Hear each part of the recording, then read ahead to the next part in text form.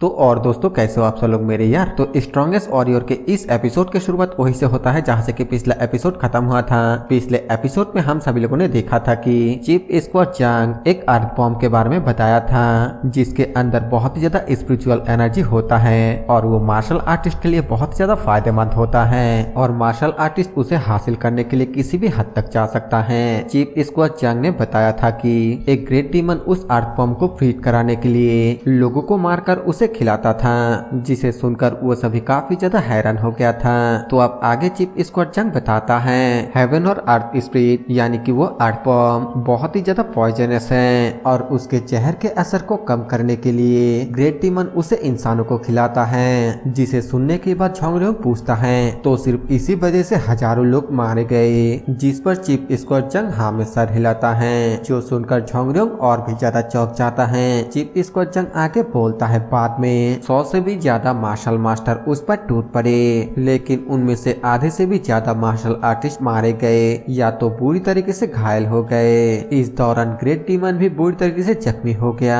जिसके बाद वो भागकर जियांशी माउंटेन के डीप में जाकर कहीं पे छुप गया। फिर ऑर्थोडॉक्स सेट और अनऑर्थोडॉक्स सेट के स्किल मार्शल आर्टिस्ट को जियांजी माउंटेन के चारों ओर तैनात कर दिया गया और पूरे एरिया को नाकाबंदी कर दिया गया। ये वो आखिरी बात है जो मैंने सुना था। मीसोसो बोलती है इतना डरावना खबर, तो फिर आखिरकार वो ग्रेट डीमन किस तरह का पर्सन है। गाबुलियंग बोलता है वो एक ओल्ड मैन है जिसे फ्लावर अलूरिंग वेनरेबल कहा जाता है, जो गुआंगडोंग प्रोविंस के शिवांग माउंटेन पर रहता था। अपने इस तरह के टाइटल के बावजूद वो आधा पागल है, हालांकि जैसा जियांसी माउंटेन के हादसे को देखते हुए साबित होता है वो इतना ज्यादा ताकतवर है कि उसे ग्रेट डीमन कहा जा सकता है। अपने पूरे जीवन में वो इकलौता लड़ाई जो हार गया वो नामगोंग क्लैन के पैट्रियास लाइटनिंग शॉट नामगोंग हियोरोंग से था। उस समय उसे जो एम्परर शॉट से जख्म मिला था उससे उसके चेहरे पर एक बिजली जैसा निशान बन गया है, जिसे सुनने के बाद झोंगरियोंग बोलता है इतना सब कुछ बताने के लिए बहुत बहुत शुक्रिया। उम्मीद करता हूँ कि वो लोग बहुत जल्दी उसे पकड़ लेंगे। आप बहुत ही ज्यादा देर हो चुका है, तो चलिए सही सलामत वापस जाने के लिए दुआ मांगते हुए एक एक कप वाइन पीकर आज के रात यहीं पर सो जाते हैं। ये बोलते हुए झोंगरियोंग वाइन का बाटली चीफ स्क्वाड जंग को देने ही वाला था कि तभी अचानक से वहाँ पर एक जोरदार धमाका होता है, जिससे चारों ओर बहुत ही ज्यादा धुआं फैल जाता है और किसी को कुछ भी समझ में नहीं आ रहा होता है कि आखिरकार अचानक से यहाँ पर हुआ क्या। गाबुलियंग चिल्लाते हुए बोलता है फोर्थ यंग मास्टर क्या ठीक है। झोंगरियोंग हाँ में जवाब देते हुए अपने मन में बोलता है आखिरकार अचानक यहाँ पर क्या हुआ, घोड़ा गाड़ी में विस्फोट कैसे हो गया। और तभी उन सभी का ध्यान जाता है कि वहाँ पर एक कॉफिन पड़ा हुआ होता है और उसके अंदर से बहुत ही ज्यादा एनर्जी भी निकल रहा था और तभी उस कॉफिन को तोड़ते हुए एक हाथ बाहर आता है, जिसके बाद वहाँ से एक जियांशी बाहर आते हुए बोलता है आखिरकार मैं कहाँ पर हूँ। फिर वो अपने सामने उन सभी को देखता है और उन्हें देखने के बाद स्माइल करते हुए बोलता है ठीक है, मुझे इस चीज की कोई भी परवाह नहीं है कि आखिरकार मैं कहाँ पर हूँ और तुम लोग कौन हो, लेकिन आज तुम सभी यहाँ पर मरने वाले हो। जो सुनकर वो सभी के सभी बहुत ही ज्यादा हैरान हो जाता है। झोंगरियोंग बोलता है सब लोग सावधान रहो और आगे बढ़ो। चीफ स्क्वाड जंग अपने शॉट को निकालते हुए बोलता है हम 6 शॉट फॉर्मेशन को बनाएंगे और जियांगशी को अपने वश में कर लेंगे। ये बोलकर वो सभी स्क्वाड और एक साथ उस जियांगशी के ऊपर अटैक कर देता है, लेकिन वो इतना ज्यादा पावरफुल था कि सभी को लात घूंसे मारते हुए अपने से दूर कर देता है। तभी चीफ स्क्वाड जंग अपने शॉट से उसके ऊपर अटैक कर देता है जो कि बस लगने ही वाला था, लेकिन वो उसे देख लेता है और कूदते हुए उसे डॉस करता है, जिसे देखकर चीफ स्क्वाड जंग भी बहुत ही ज्यादा हैरान हो जाता है। तभी वो जियांगशी कूदते हुए आकर चीफ स्क्वाड जंग को गले से पकड़ लेता है, जिसे देखकर झोंगरियोंग उसे बचाने के लिए जाने लगता है, लेकिन गाबुलियंग उसे जाने से रोक देता है। गाबुलियंग उसको बोलता है हम सच में बहुत ही ज्यादा बुरे सिचुएशन में हैं और इसका अंत बिल्कुल भी अच्छा नहीं होने वाला है, तो इसीलिए प्लीज आपको अभी के अभी यहाँ से दूर जाना होगा। जिसके बाद गाबुलियंग एक शॉर्ट टेक्निक का इस्तेमाल करते हुए बहुत ही तेजी के साथ वो जियांगशी के ऊपर अटैक कर देता है, लेकिन वो अटैक वो जियांगशी के सर के जगह उसके टोपी को काटते हुए निकल जाता है। और ऐसा इसलिए हुआ क्योंकि अगर गाबुलियंग वो अटैक थोड़ा नीचे करता तो फिर चीफ स्क्वाड जंग को भी वो अटैक लग सकता था। हमें आगे आगे दिखाया जाता है कि वो जियांगशी गाबुलियों की तरफ घूर कर देखता है और फिर उसे भी एक हाथ से गले से पकड़ते हुए ऊपर उठा लेता है, जिसे देखकर सभी स्क्वाड वॉरियर और भी ज्यादा घबरा जाता है। तभी झोंगरियोंग पीछे से सभी स्क्वाड वॉरियरों को बोलता है, सब लोग अभी के अभी उससे 10 मीटर के दूरी बनाओ, अभी के अभी सब लोग पीछे हटो। और फिर उस जियांगशी को ग्रीट करते हुए बोलता है, आपको ना पहचानने के लिए और आपसे बुरा बर्ताव करने के लिए मैं आपसे माफी मांगता हूँ। आपका स्वागत है, मैं आप ही का इंतजार कर रहा था। फ्लावर एलोरिंग वेनेरेबल। ये सुनते ही वो जियांगशी बहुत ही ज्यादा हैरान हो जाता है, यानी कि ये वही ग्रेट डीमन है जिसके बारे में वो लोग अब तक बात कर रहा था। और बाकी के सभी भी इस नाम को सुनकर बहुत ही ज्यादा हैरान हो जाता है। ग्रेट डीमन अपने मन में बोलता है, क्या इस बच्चे ने पहचान लिया कि मैं कौन हूँ? और फिर झोंगरियोंग से पूछता है, आखिरकार तुम कौन हो? झोंगरियोंग बोलता है, इससे पहले कि मैं अपना परिचय दूं, मैं चाहता हूँ कि प्लीज आप मेरे साथियों को छोड़ दे जो आपके हाथों में हैं। अगर आप ऐसा करते हैं तो फिर इससे आप ही का फायदा होगा। ये सुनकर ग्रेट डीमन अपने मुट्ठी को और भी जोर से कसते हुए बोलता है, इस सिचुएशन में तुम मुझसे बातचीत करने की हिम्मत कर रहे हो? झोंगरियोंग बोलता है, अगर आप सचमुच हमें मारना चाहते हैं तो फिर ये आपके लिए सिर्फ कुछ मक्खियां मारने जैसा होगा। हमारे पास बचने का कोई भी रास्ता नहीं है, इसलिए जल्दबाजी करने का कोई भी जरूरत नहीं है ना? मेरा मतलब अब जब चाहे तब हमें मार सकते हैं। और फिर उसे वो पानी की बाटली देते हुए बोलता है, प्लीज सबसे पहले अपना प्यास बुझाने के लिए इसे पीजिए। शराब के बटली को देखकर ग्रेट डीमन हल्का सा स्माइल करता है और फिर चीफ स्क्वाड जंग को छोड़ते हुए उसे लेकर पीना शुरू कर देता है। उसे पीने के बाद ग्रेट डीमन बोलता है, ओ शाओजिंग बाई, होंगजो के कमीने तो बहुत ही अमीर हैं, फिर भी उन्हें इस तरह के सस्ती शराब पसंद है। और फिर आके बोलता है, चलो अब बकवास बंद हुआ, मुझे बताओ कि आखिरकार तुमने मुझे कैसे पहचाना और तुम्हारा कहने का क्या मतलब था कि तुम मेरा इंतजार कर रहे थे? इससे पहले कि मैं शराब पीना खत्म कर दूं, बेहतर होगा कि तुम मुझे यह समझा दो। अगर तुम ऐसा करने में कामयाब नहीं हो पाते हो या फिर भागने की कोशिश करते हो। ये बोलकर वो एक पत्थर पर लात मारता है जो कि बिल्कुल बंदूक के गोली की तरह झोंगरियोंग को छूते हुए उसके पीछे के एक पेड़ पे जाके लग जाता है, जिससे वो पेड़ भी उखड़ कर नीचे गिर जाता है। और वो आगे बोलता है, तो फिर तुम्हारे साथ यही होगा। झोंगरियोंग बोलता है, मैंने जियांगशी माउंटेन के खून खराबे के बारे में सुना और फिर इसे आपके दृष्टिकोण से देखते हुए सोचा, अगर मैं आपके जगह पर होता और पूरी तरीके से घायल होता तो फिर मैं इतने सारे मार्शल आर्टिस्ट से कैसे निपटता? दरअसल सबसे पहले मैं गार्डों से बचते हुए आर्थ और हेवन स्पिरिट को अपने साथ लेकर भागने की कोशिश करता, और ऐसा करने का सबसे अच्छा और आसान तरीका एक मार्शल आर्टिस्ट के लाश को उसके लिए एक होस्ट की तरह इस्तेमाल करना है। उसके बाद मैं अपने बॉडी से हेवन और अर्थ स्पिरिट के फ्रेगमेंट को पूरी तरीके से मिटा देता। फिर मैं अपने जख्मों को दोबारा हील करने के लिए जियांजी माउंटेन के डीप में चला जाता और फिर दोबारा से हेवन और अर्थ स्पिरिट को अपने कब्जे में ले लेता। हालांकि मैं यहाँ पर थोड़ा सा गलत था, मैंने तो ये बिल्कुल भी उम्मीद नहीं किया था कि आप जियांगशी का भेष लेंगे जिसे हम लोग अपने साथ लेकर चल रहे थे। ग्रेट डीमन पूछता है, अगर तुम लोगों को अंदाजा था कि हेवन और अर्थ स्पिरिट उन जियांगशी के अंदर थे जिसे तुम लोग अपने साथ लेकर जा रहे थे, तो फिर तुम लोगों ने उसे काट कर बाहर क्यों नहीं निकाल लिया? झोंगरियोंग बोलता है, क्योंकि अगर हम सिर्फ और सिर्फ लालच के वजह से उन 9 जियांगशी को काट देते तो फिर हम उन शहीदों को अपमान करते जिनके बहादुरी भरे काम पूरे जियांगू में फैल गया है, और इस तरीके से उनके सेठ को भी अपमान करते। जिसे सुनने के बाद ग्रेट डीमन बोलता है, तुम लाजवाब हो, मैंने उन हजारों मार्शल आर्टिस्ट को धोखा दिया जो जियांजी माउंटेन पर आए थे, लेकिन तुम्हारे जैसे इकलौता एक स्क्वाड वॉरियर इस चीज को थोड़ा अलग नजरिए से देखा। और फिर आगे पूछता है, तो आखिरकार तुम मेरा इंतजार क्यों कर रहे थे? झोंगरियोंग कुछ सोचते हुए अपने पास से एक फायर क्रैकर को निकाल लेता है और फिर तुरंत ही उसे फायर करते हुए आसमान में सिग्नल भेज देता है, जिसे देखकर ग्रेट डीमन के साथ साथ बाकी सभी भी बहुत ही ज्यादा हैरान हो जाता है। और ग्रेट डीमन तुरंत ही गुस्से से आकर झोंगरियोंग के गले को पकड़ते हुए बोलता है, आखिरकार तुमने अभी अभी क्या किया? झोंगरियोंग हंसते हुए बोलता है, ये अनएस्केपेबल नेट टैक्टिक है, एक ऐसा जाल जिससे कोई भी भाग नहीं सकता।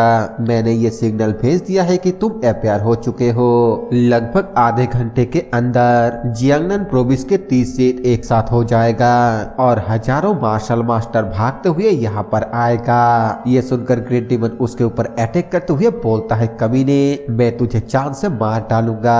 और तभी झोंगरियोंग बोलता है, मैं तुम्हारी मदद करूंगा। जो सुनते ही ग्रेट डीमन रुक जाता है, लेकिन उसने झोंगरियोंग के गले को अभी तक पकड़ा हुआ था। झोंगरियोंग बोलता है, मैं उन मार्शल आर्टिस्टों को हटाने में और आपको यहाँ से बाहर निकालने में आपकी मदद करूंगा, या फिर आप 1000 मार्शल आर्टिस्टों के खिलाफ लड़ाई करते हुए मारे जाना चाहते हैं और कुत्तों का खाना बनना चाहते हैं, सिर्फ और सिर्फ हेवन और अर्थ स्पिरिट को चुराने की कोशिश करने के लिए। ये सुनकर ग्रेट डीमन कुछ सोचने लगता है और फिर झोंगरियोंग के सर के बगल में अटैक करते हुए उसको बोलता है, पहले तो तुमने मुझे पकड़ने के लिए अनएस्केपेबल नेट टैक्टिक का इस्तेमाल किया और फिर आप तो मुझे भागने में मदद करना चाहते हो। झोंगरियोंग बोलता है, हाँ, लेकिन मेरा एक शर्त है, मुझे हेवन और अर्थ स्पिरिट के आधा हिस्सा चाहिए। ये सुनने के बाद पहले तो वो काफी ज्यादा हैरान होता है और फिर अचानक से जोर जोर से हंसते हुए बोलता है, मुझे याद आ गया, आप मुझे याद आ गया कि आखिरकार तुम कौन हो। जब वो ताविस्ट मुझे और बाकी के जियांगशी को हेवनली ड्रैगन स्क्वाड एजेंसी में ले गया था, तब तुमने ये कहा था कि भले ही वो बैटलफील्ड में शहीद हुए और ना हो, लेकिन ये वो लोग हैं जिन्होंने कंट्री के लिए खुद को सैक्रिफाइस कर दिया, क्योंकि किसी देश को उनके लोग ही बनाते हैं, इसीलिए फायदे और नुकसान के परवाह किए बिना उनके ट्रांसपोर्ट करना जियांगू के लिए ही सही है। और तुमने ना सिर्फ अनएस्केपेबल नेट टैक्टिक को इस्तेमाल करते हुए जियांगशी को चारे के तरह इस्तेमाल किया, बल्कि अब तुम भागने के रास्ता देने के लिए हेवन और अर्थ स्पिरिट के आधे हिस्से भी मांग कर रहे हो। उस ओल्ड शिपमैन मैनेजर ने तुम्हें 4th यंग मास्टर कहा था, है ना? इसका मतलब ये है कि तुम स्क्वाड किंग के चौथे बेटे हो। ऐसा शूरवीर आदमी का बेटा इतना कपटी और कमीना कैसे हो सकता है? लेकिन इसका मतलब ये नहीं है कि मैं तुम्हें पसंद नहीं करता हूँ। चलो ठीक है, अगर तुम मुझे यहाँ से भागने में मदद करते हो तो फिर मैं तुम्हें हेवन और अर्थ स्पिरिट के आधा हिस्सा दे दूंगा। इसके बाद वो अपने ऑरा को रिलीज करते हुए बोलता है, लेकिन मैं यहाँ पर मौजूद बाकी किसी को भी जिंदा नहीं छोड़ सकता। और तभी झोंगरियोंग उसको रोकते हुए बोलता है, मैं कसम खाता हूँ, अगर मेरे एक भी साथी को कोई भी नुकसान पहुँचा तो फिर मैं तुम्हें कुछ भी नहीं बताने वाला हूँ। ग्रेट डीमन अपने हाथ को छुराते हुए बोलता है, तुम जरूर से बहुत ही बोल्ड हो, लेकिन अफसोस ये मुझ पर बिल्कुल भी काम नहीं करेगा। तुम्हारे मुंह नोचने से पहले मैं इन सभी को जरूर से मार डालूंगा और उसके बाद देखूंगा कि तुम अपने मुंह को बंद रख पाते हो या फिर नहीं। और तभी मिस सोसो चिल्लाते हुए बोलती है, लाइटनिंग शॉट भी यहाँ पर आ रहा है। ये सुनकर ग्रेट डीमन थोड़ा हैरान होता है। मिस सोसो आगे बताती है, अनएस्केपेबल नेट टैक्टिक को बनाने वालों में से लाइटनिंग शॉट भी एक है, वो अब यहाँ पर आ रहा है। ग्रेट डीमन बोलता है, आखिरकार तुम हो कौन और तुम एक आदमी के तरह कपड़े क्यों पहने हुए हो? ये सुनकर मिस सोसो हैरान हो जाती है और बाकी के सभी भी हैरान होते हुए मिस सोसो को देखने लगती है। और तभी मिस सोसो अपने सर के टोपी को खोलते हुए बोलती है, मैं जानता था कि शब्द तुम पर काम नहीं करेंगे। जिसके बाद वो वहाँ पर अपने फैमिली के लाइटनिंग शॉट टेक्निक को परफॉर्म करता है, जिसे देखकर चीफ स्क्वाड जंग और गा बुलोंग बहुत ही हैरान होता है। ग्रेट डीमन उससे पूछता है, आखिरकार तुम लाइटनिंग शॉट टेक्निक को कैसे जानते हो?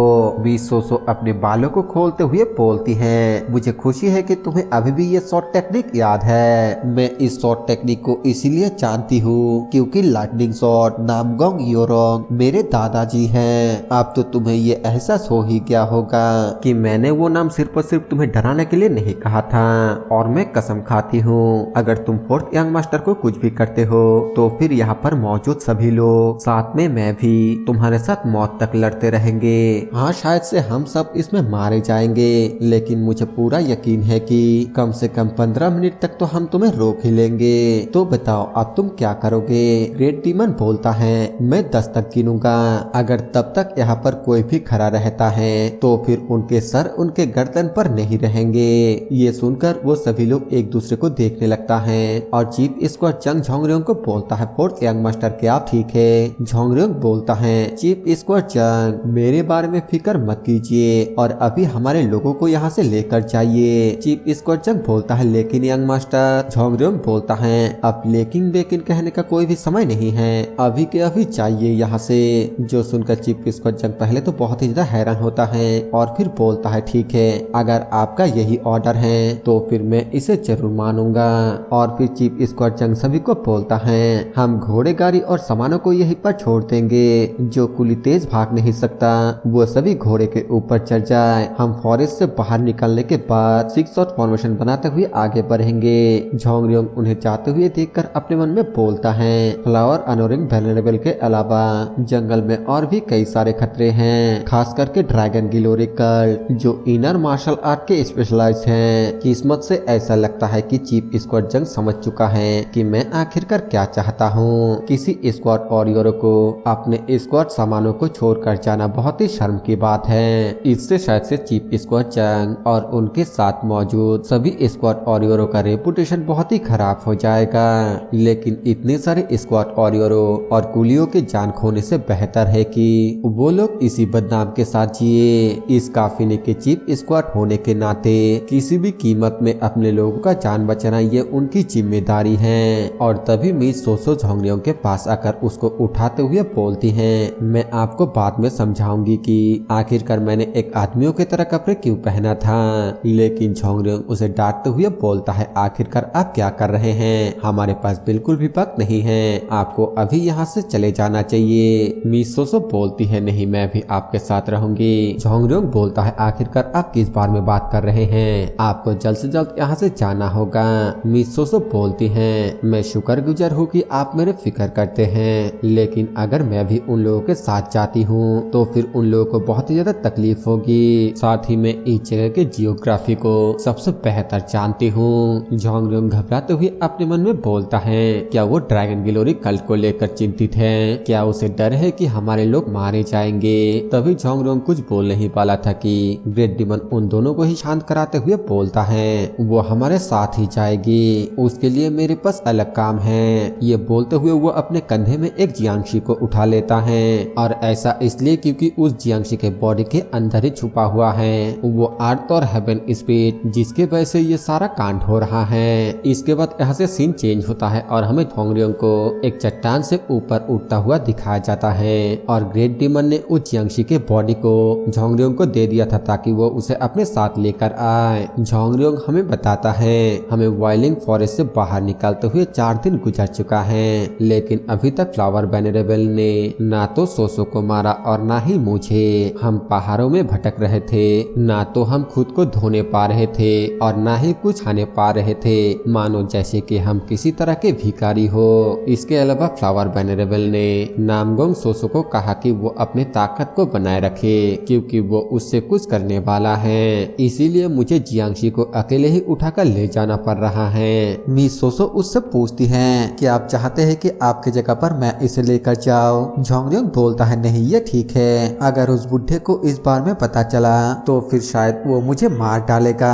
और तभी फ्लावर वेलनेरेबल चिल्लाते हुए बोलता है हे तुम दोनों जल्दी करो। इसके बाद यहाँ से सीन चेंज होता है और हमें उन सभी को एक गुफा के अंदर दिखाया जाता है क्योंकि बाहर बारिश हो रहा था। फ्लावर वेलनेरेबल देखता है कि वो दोनों ठंड के मारे बहुत ही ज्यादा कांप रहा है, इसीलिए वो उन दोनों को आग लगाने के लिए बोलता है। आग लगाने के बाद झोंगरियोंग एक मेंढक को पकड़ने के बाद फ्लावर वेलनेरेबल से पूछता है सर क्या मैं इसे उबाल कर खा सकता हूँ। फ्लावर वेलनेरेबल बोलता है आखिरकार तुम इसे किस में उबालोगे। झोंगरियोंग आसपास कुछ ढूंढने लगता है तो वहाँ पर उसे एक टूटा हुआ बर्तन मिल जाता है क्योंकि इस गुफा में पहले भी कोई रहने के लिए आया था और उन्हीं लोगों ने ये बर्तन यहाँ पर छोड़ दिया था। इसके बाद झोंगरियोंग उस मेंढक को बारिश के पानी से अच्छे से धोकर उसे साफ कर लेता है और फिर आटे को गूंदकर नूडल्स बनाने की कोशिश करने लगता है और ये आटा उसके पास पहले से ही मौजूद था जो कि उसने खाने के लिए अपने साथ लेकर आया था। फ्लावर वेलनेरेबल बोलता है अगर तुम्हारे पास आटा है तो फिर तुम इस मेंढक को क्यों उबालोगे। झोंगरियोंग बोलता है कि मुझे दोनों का ही जरूरत है क्योंकि इन दोनों को मिलाकर पकाने के बाद ये बहुत ही ज्यादा डिलीशियस बन जाएगा।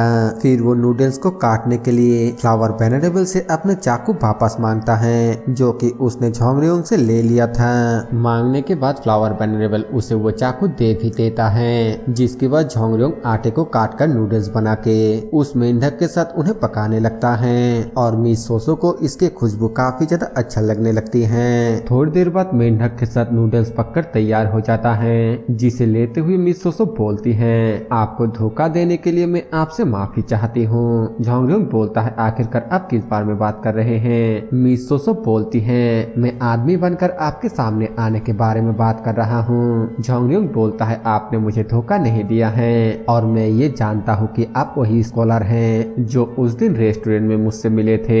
मिस सोसो बोलती है, आखिरकार आपको इस बारे में कैसे पता चला?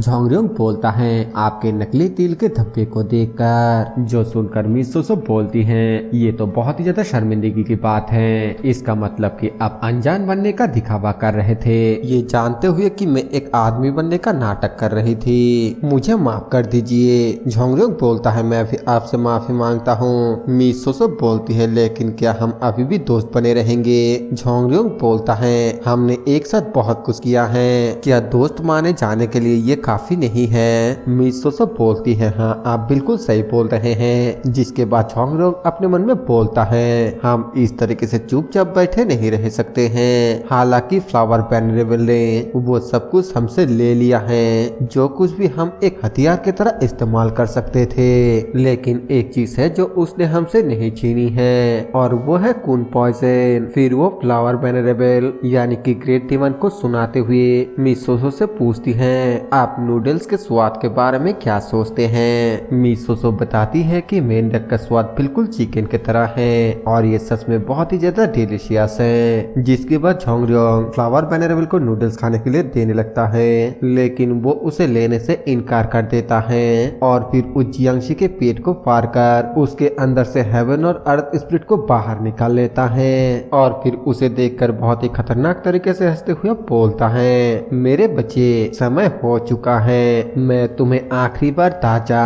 और नौजवान का खून पिलाऊंगा। और फिर उन दोनों को बोलता है, क्या तुम लोग जानते हो कि मैं हेवन और अर्थ स्पिरिट को इंसान क्यों खिलाया?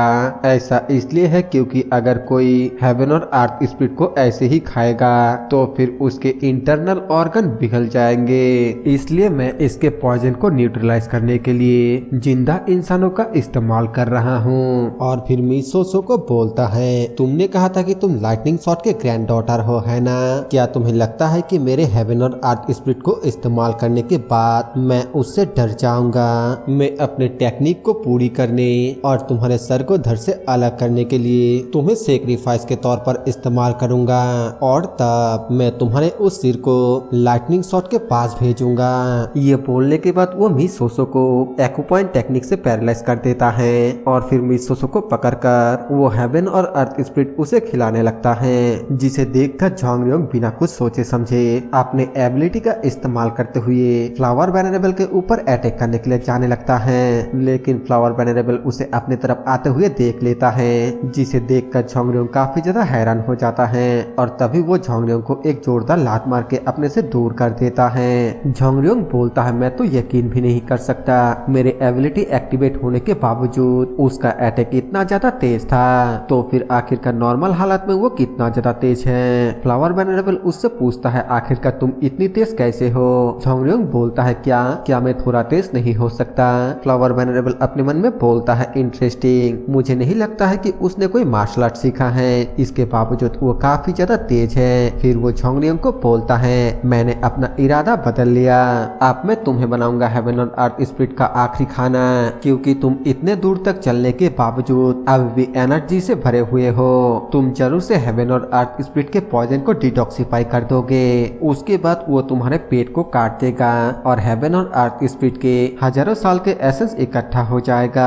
झोंगरियोंग उसे अपने से दूर रहने के लिए बोलता है, लेकिन वो झोंगरियोंग के ऊपर अटैक करके उसके हाथ से उसके नाइफ को गिरा देता है, जिसके बाद उसके मुंह को पकड़कर अर्थ और हेवन स्पिरिट झोंगरियोंग को खिला देता है, जिसके वजह से उसे बहुत ही ज्यादा तकलीफ होने लगता है और उसे अपने अंदर बहुत ही ज्यादा ठंडक महसूस होने लगता है, क्योंकि रात में मूनलाइट को एब्जॉर्ब करने की वजह से हेवन और अर्थ स्पिरिट के अंदर बहुत ही ज्यादा इंक एनर्जी इकट्ठा हो गया था और इसी वजह से उसे बहुत ही ज्यादा ठंडक महसूस हो रहा था। फ्लावर वेनरेबल हंसते हुए बोलता है, क्या तुम नहीं चाहते थे कि मैं तुम्हें हेवन और अर्थ स्पिरिट के आधा हिस्सा दूं? मैंने तो तुम्हें ये पूरा ही दे दिया, तो फिर ऐसा क्यों लग रहा है कि तुम काफी ज्यादा दर्द में हो? ये बोलते हुए वो झोंगरियोंग के शराब के बाटली उठा लेता है और और फिर बहुत ही ज्यादा खुश होकर उसे पीने लगता है। झोंगरियोंग उसे शराब पीते हुए देखता है, जिसे देखकर फ्लावर वेनरेबल थोड़ा हैरान होता है, क्योंकि इतना दर्द में होने के बावजूद वो ये देख रहा था कि फ्लावर वेनरेबल शराब पी रहा था।